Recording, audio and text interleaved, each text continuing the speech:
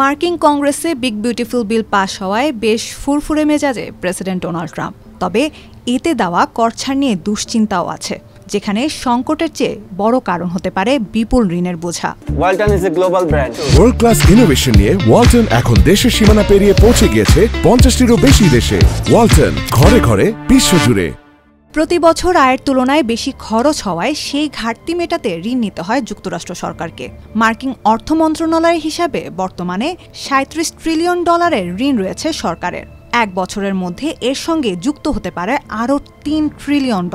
বছর ব্যবধানে প্রায় 8% ঋণ বৃদ্ধির শঙ্কা থেকে মুক্ত নন দেশটির বাসিন্দারাও।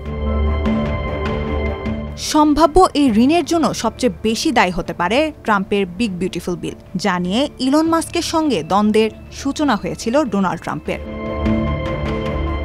বিভিন্ন দেশের পণ্যে শুল্ক বৃদ্ধির ফলে অর্থনৈতিক চাপে আছেন মার্কিনিরা। এর থেকে রেহাই দিতে ফেডারেল রিজার্ভকে সুদ হার কমানোর চাপ দিলেও তাতে ইতিবাচক সাড়া পাননি মার্কিন প্রেসিডেন্ট। ঠিক এমন সময় মার্কিনীদের স্বস্তির বার্তা দিতেই হয়তো নানা খাতে কর ছাড়ের সুযোগ দিয়ে বিগ বিউটিফুল বিল করেছেন ট্রাম্প। তবে ভোটারদের স্বস্তি দিতে গিয়ে নতুন করে অস্বস্তিকর পরিস্থিতি সৃষ্টি করছেন কিনা সেটাই এখন ভাবাচ্ছে যুক্তরাষ্ট্রের বাসিন্দাদের। ট্রাম্পের এই পরিকল্পনা অবশ্য সমালোচনার মুখে পড়ে প্রস্তাবনার শুরুতেই। প্রথম বাদ সাধেন 2024-এর প্রেসিডেন্ট নির্বাচনী প্রচারে তারই ঘনিষ্ঠ মিত্র ইলন মাস্ক। বিগ বিউটিফুল বিলকে জঘন্য পরিকল্পনা হিসেবে অভিহিত করেন তিনি। রিপাবলিকানদের মধ্যেও বিগ বিউটিফুল বিল নিয়ে দেখা দেয় মতবিরোধ। ইলন মাস্কের পক্ষেই মত দিয়েছেন বেশিরভাগ কংগ্রেসম্যান। হাউস অব রিপ্রেজেন্টেটিভস মাত্র 1 ভোটের ব্যবধানে পাশ হয় সেটি। সিনেটের পাশের ক্ষেত্র পোহাতে হয়েছে বেগ।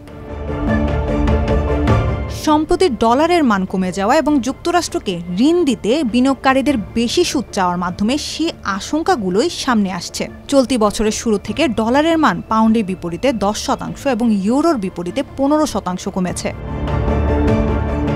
মোটের উপর যুক্তরাষ্ট্রের ঋণের সুদের হার স্থির থাকলেও স্বল্পমেয়াদী ঋণের চেয়ে দীর্ঘমেয়াদী ঋণের উপর বেশি সুদ দিতে হচ্ছে, যাকে ইয়েল্ড কার্ভ বলা হয়।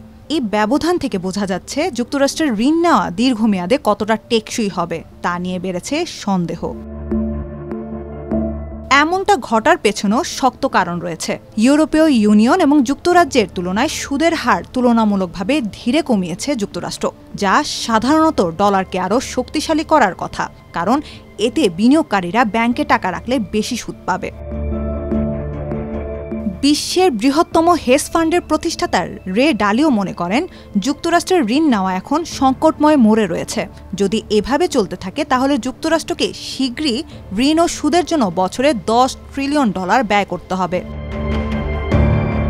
তিনি বলেন, আমি বিশ্বাস করি মার্কিন সরকারের আর্থিক অবস্থা এখন সংকটে। যদি এখনই ব্যবস্থা না নেওয়া হয় তবে ঋণের বোঝা এত বাড়বে যে বড় ধরনের বিপর্যয় ছাড়া তা সামাল দেওয়া যাবে না।